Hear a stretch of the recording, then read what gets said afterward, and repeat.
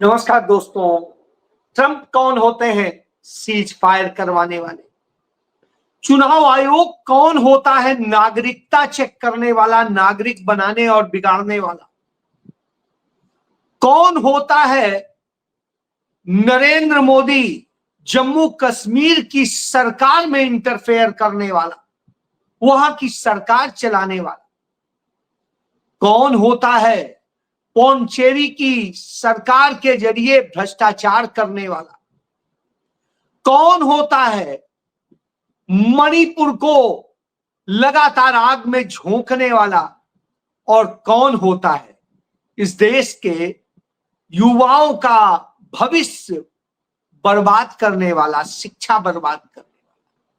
कौन होता है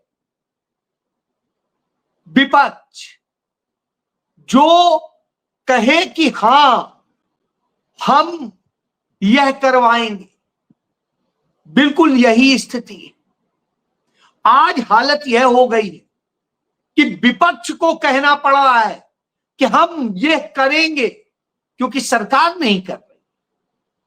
सरकार करती तो विपक्ष को यह नहीं कहना पड़ता।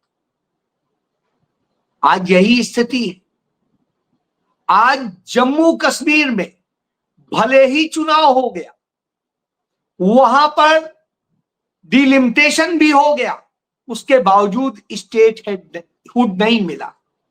लगातार स्टेटहुड की मांग चल रही है।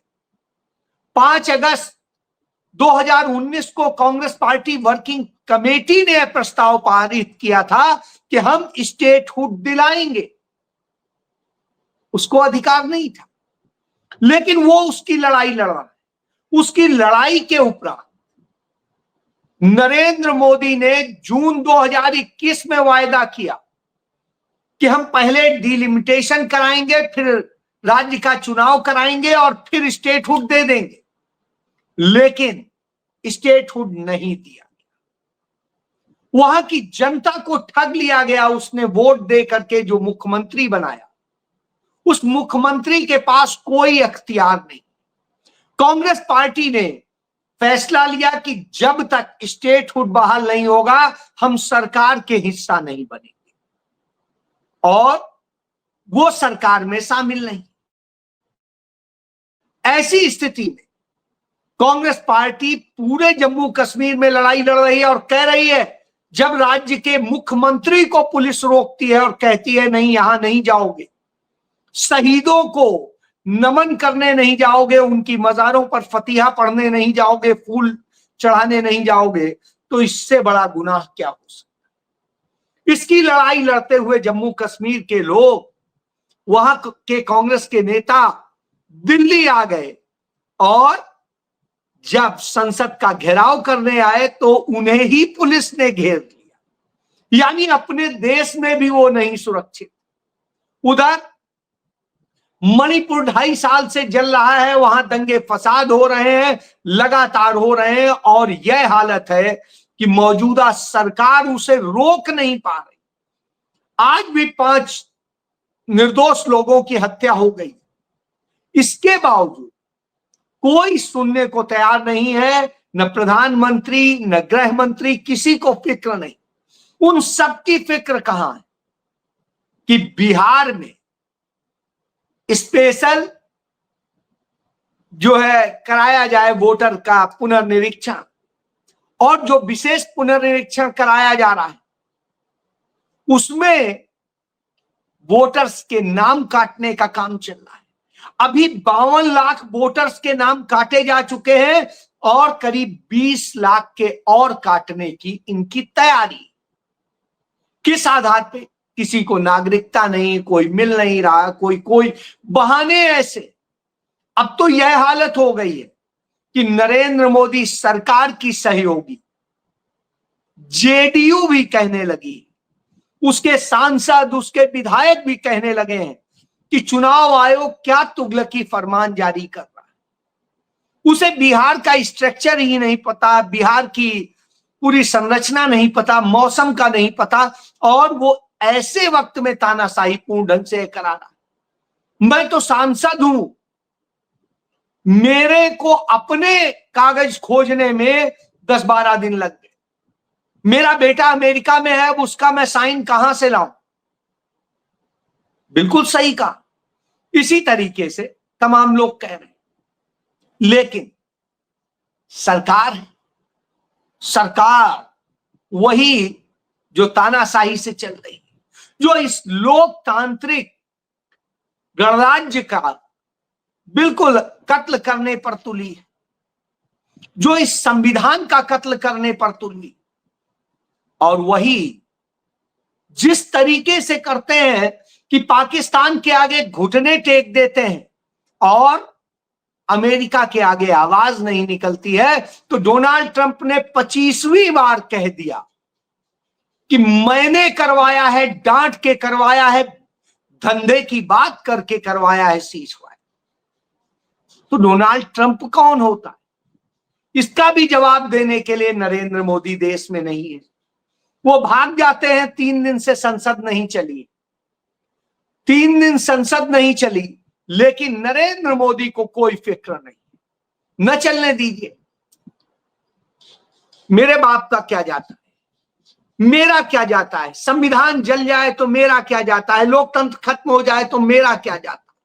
मुझे तो फायदा है, क्योंकि न तो संविधान बनाने में उन लोगों का योगदान है, न देश की आजादी में योगदान है, न लोकतंत्र बनाने में योगदान। इसलिए कोई चिंता नहीं, बना बनाया सब कुछ मिल गया तो खत्म करने पे तुले। संसदीय परंपराएं टूट रही। भारत के इतिहास में पहली बार कोई उपराष्ट्रपति सत्र चलते में ही रिजाइन कर रहा है। हालत यह है, स्पीकर जो है वो सरकारी गुलामी में मस्त है, और इस तरह की चाकरी लगातार दिखाई दे रही है। और इस चाकरी में तमाम संवैधानिक संस्थाएं आ गई। जब यह आ गई हो तो फिर ये होते कौन?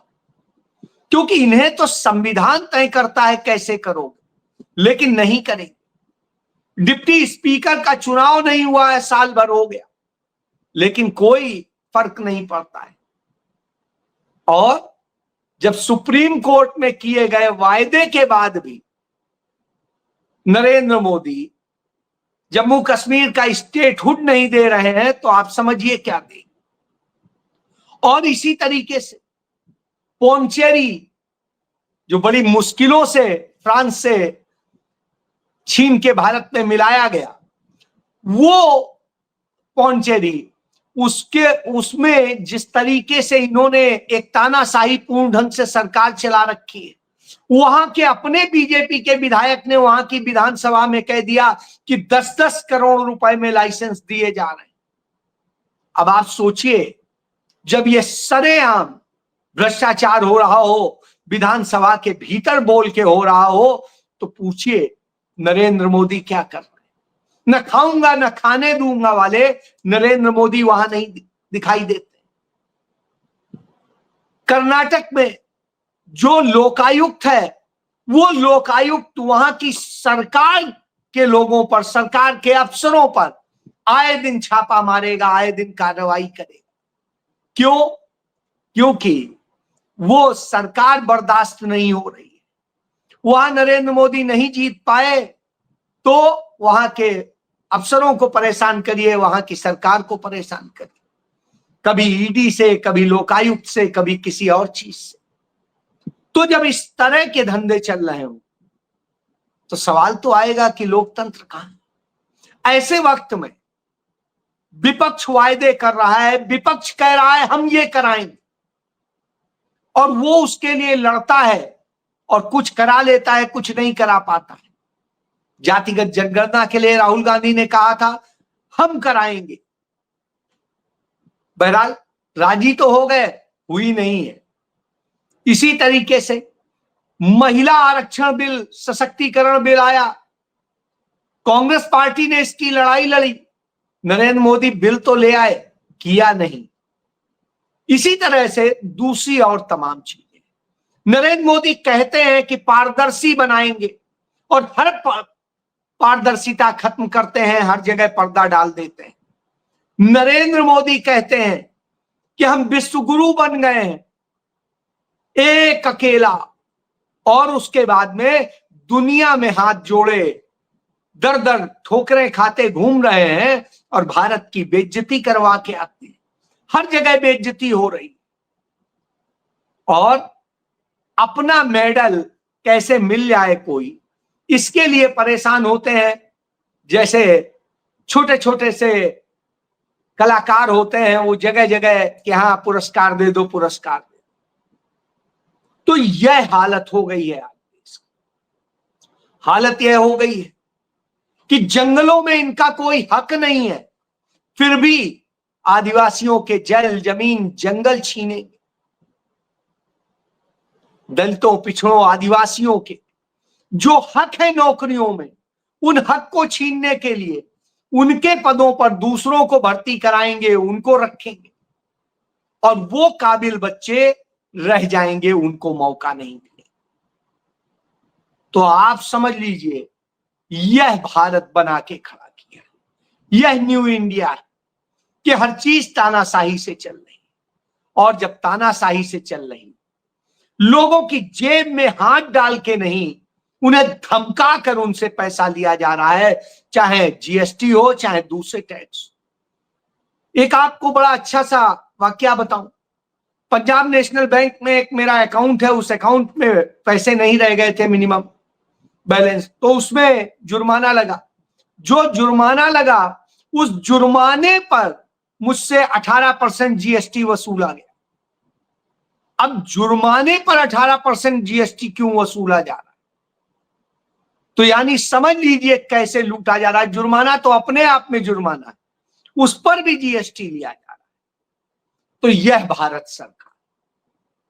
तो जब इस तरह की सरकार हो तो उसका मकसद सिर्फ आपको लूटना है, देना नहीं। युवा बेरोजगार है, दर दर की धक्के खा रहा है, बेटियां रेप का शिकार हो रही हैं, लेकिन सरकार मौज में, सरकार विदेश यात्रा पर। तो साहब चलेगा कैसे? जिस तरह से चल रहा है वो तो बर्बादी की तरफ ले जाता है। ये कहीं से भी न भारत को सम्मान दिला रहा है, न भारत को समृद्धि दिला रहा है। भारत के लोगों को कमजोर करके, चंद पूंजीपतियों को मजबूत करके सिर्फ एक तानाशाहीपूर्ण सरकार स्थापित हो रही है, एक पूंजीवादियों की सरकार स्थापित हो रही। जैसे एक जमाने में जमींदारों और राजाओं की सरकार होती थी, उसी तरह से छोटे छोटे से जमींदार और राजा होते थे, वैसे ही अब उन्होंने अपने चहेते पूंजीपतियों के हाथ में सब दे दिया। वो चलाएं, वो बताएं। आप देखिए छत्तीसगढ़ की सरकार अडानी के इशारे पर चलती है, अडानी का आदेश लेता है वहां का मुख्यमंत्री। इसी तरह से तमाम दूसरे राज्यों में हालत। तो अब आप इससे समझिए, जब यह सब हो रहा हो तब भी आप आवाज न बने, तब भी न बोले, तो फिर तो यही कहा जाएगा विपक्ष अकेला क्या करेगा। विपक्ष ने चाहे लोकसभा हो चाहे राज्यसभा में हो, दोनों जगह सरकार की नाक में दम करके रखा हुआ है। बिहार की विधानसभा में दम करके रखा हुआ है। तेजस्वी यादव ने कहा कि नेता प्रतिपक्ष सवाल नहीं पूछेगा तो कौन पूछेगा और कौन आवाज बनेगा। ये तो हमारी ड्यूटी है। सही बात, ये ड्यूटी है, लेकिन उस ड्यूटी से भी डरता है इतना डरपोक तानाशाह, कमजोर को डराता है और दूसरे पर यह करता है। तो अब आप इससे समझिए कि यह सरकार किस तरह से शासन कर रही है। कांग्रेस पार्टी के ऊपर इनकम टैक्स के जुर्माने लगाए जा रहे हैं और हजारों करोड़ के जो जुर्माने लगाए जा रहे हैं, क्यों? क्योंकि उन्होंने रिटर्न भरने में थोड़ी देरी की, जबकि उनको सभी टैक्स माफ है। कोई राजनीतिक पार्टी अपने यहां आमदनी का 1 पैसे टैक्स नहीं देती। तो आप सोचिए किस तरह से कर, यह अपने आप में एक बेहद संकट पैदा करने वाली स्थिति है कि किस तरह से इस देश को संकटों में ढकेल दिया गया है, फंसा दिया गया है। इसके फंसने से पूरा देश आज संकट में। आज देश पूछ रहा है कि भारत की विदेश नीति क्या है, भारत की अर्थ नीति क्या है, भारत की गृह नीति क्या है, तो किसी को नहीं पता है। खुद उन विभागों के मंत्रियों को नहीं पता होगा। वहां सिर्फ यही कहा जाता है मोदी जी ने किया। तो शायद कल के दिन कोई से पूछा जाएगा तुम्हारे क्या हुआ, कहेगा मोदी जी की कृपा से बेटा हो गया। साहब अब यही होने वाला है। तो यह भारत बना दिया है, यही इनका न्यू इंडिया है।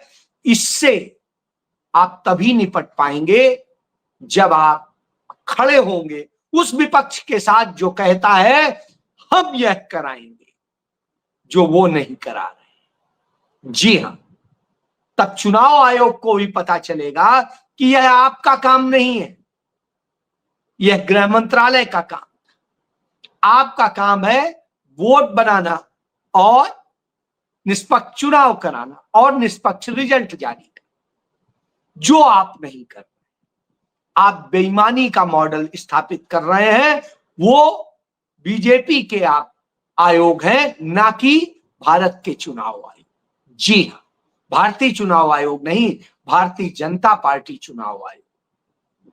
यह स्थिति है। इस बात की लड़ाई लड़ी जा रही है और इसलिए संसद को ठप किया जा रहा है, विधानसभा को ठप किया जा रहा है। लेकिन गोदी मीडिया कहेगा विपक्ष सदन नहीं चलने देगा, विपक्ष ये कर रहा है, तो विपक्ष और करेगा क्या? यही उसका काम। जी हां, जान ली। जय